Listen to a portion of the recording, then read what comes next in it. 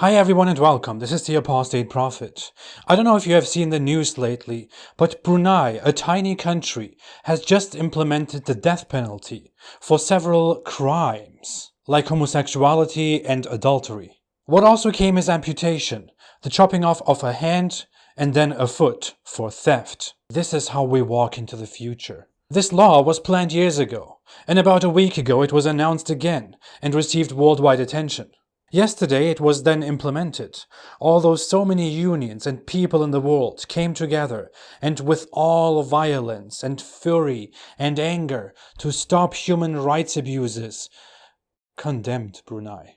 To look at the law a bit more closely, in Brunei, the following horrible crimes can now be punished with death, which also applies to children: adultery, homosexuality, apostasy, blasphemy, and insulting Islam.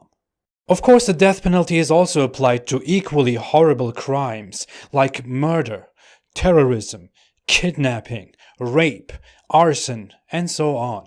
And these executions are done by hanging or stoning, a very modern way to execute someone in 2019. If we go to Mars soon, we can proudly stone people to death with these rocks on Mars. A colony from Brunei can throw Martian rocks at blasphemous children. Of course, there is also a background of why Brunei started to implement these laws now, how it came to this, why such hardline Islamic laws were first applied in 2014, but that's all trivial. The fact is that Brunei implements Islamic law. What really happens here is that Brunei adds Sharia law to the country's civil law, which makes such executions possible. The reaction to this has been quite big. Elton John reacted quite emotionally. George Clooney called for a boycott of Brunei's hotels in the West. Ellen DeGeneres shared a list of those hotels and called for the same. Whoever Eugene Lee Yang is reacted with anger too. Joe Biden called the Sultan of Brunei appalling and immoral.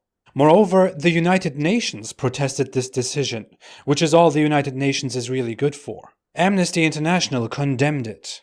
The US Department of State warned Brunei, Austria condemned it, Australia, the UK, New Zealand, and so on. What happened as a result is nothing. Brunei made a statement basically saying that they don't care, and that they as a sovereign state can do whatever they want to do. And the country can now in all peace stone adulterers, homosexuals, apostates, blasphemers, and those who insult Islam.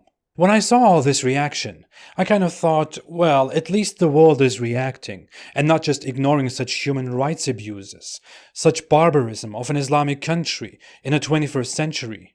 But what I also thought was, hypocrites. Such hypocrites. Look at this hypocrisy. I don't mean everyone reacting to Brunei is a hypocrite. I reacted too. Neither homosexuality nor adultery should be punished by a state, and especially not with death. Human life is sacred. What I mean is that so many unions, organizations, people condemned Brunei, a tiny country, while being completely inconsistent about the thing they condemn Brunei for. Brunei implements Islamic laws, like the death penalty, for adultery and homosexuality, and apostasy, by the way, which was implemented in 2014, and no one even cared about because leaving your religion is not as big of a right as being gay or having sex with other people. But while Brunei is implementing these laws only now, there are multiple other countries that have these same laws. Here is a list of countries in which it is possible to punish homosexuality with death: Sudan, Mauritania, Somalia, Afghanistan, Iran, Yemen, Qatar, United Arab Emirates, and Saudi Arabia. And lastly, Brunei. It also exists in some Islamic states in Nigeria. Of course, we are only talking about the death penalty here. It is illegal in many, many more states, and many of them have something in common. Look at this list. I see at least 3 countries on this list, and one of them really sticks out, that have very good relations with free countries and the West. In Qatar, homosexuality receives a prison sentence by default, but its Sharia ruling would make it possible for someone to indeed receive a death penalty. Qatar is also a friend of many Western nations and has a global news channel that we all know. What is really funny is that Qatar is also currently on the UN Human Rights Council. The United Arab Emirates has clear laws that make it possible to execute, flog, and imprison homosexuals or to deport homosexual foreigners. But the United Arab Emirates, well known for Dubai, is just loved by people around the world because it is so beautiful. Also a very interesting partner because they have oil money. And Saudi Arabia, wow, I don't even know where to begin.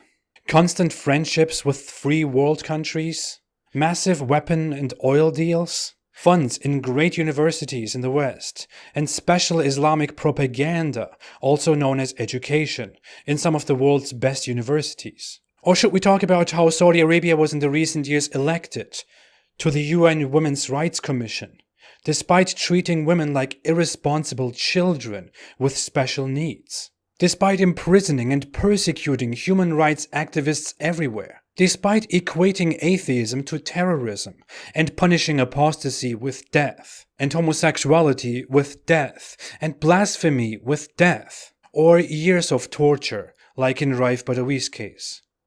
The UN Human Rights Council also hosts Somalia and Afghanistan, by the way. I wish this was a joke.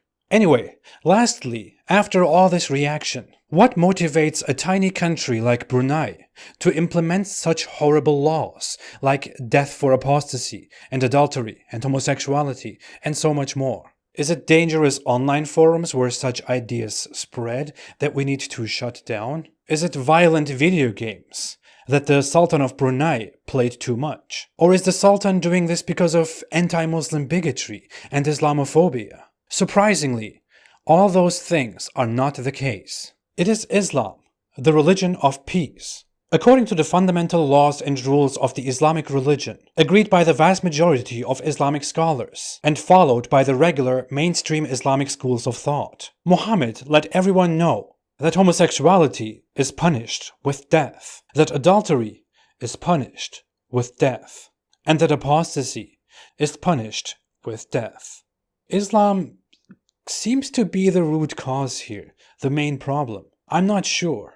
And Brunei doesn't look to me like an exception, an outrageous new case of human rights violations. Are we just outraged because it's on the news? Or because it's Brunei, some tiny country that no one cares about? If we want to be outraged about human rights violations, if we want to put an end to it, if we want to declare human freedom to do whatever one wants to do except harming others, without fearing prison, torture, or death, then we should not only direct our outrage at a tiny nation that we all can yell at, we should also direct it at those countries that we don't want to talk about.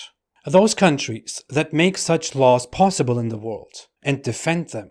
And we should admit and recognize and deal with the fact that the root cause is neither cultural differences, nor extremism, nor anything else. It is Islam, the source where these rulings come from. Let's be consistent.